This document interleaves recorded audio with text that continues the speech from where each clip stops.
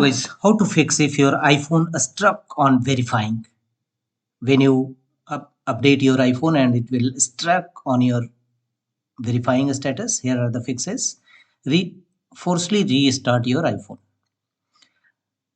Press volume up button, then press volume down button, and long press and hold home button for older iPhone. And if you having iPhone 15, then conjointly press window volume up button and home button.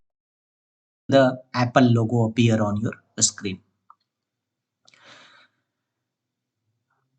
Wait for some times, it will appear Apple logo.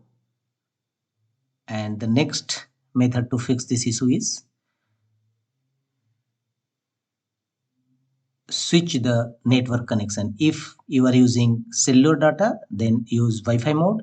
Otherwise, if you are using Wi-Fi mode, then use cellular data. Switch over network and try to update and see whether your error is resolved or not. If not, again tap on settings, tap on general,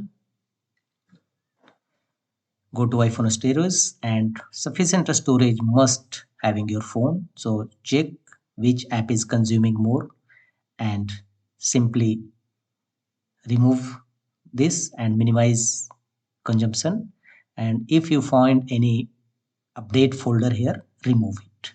In my case, update folder is not available.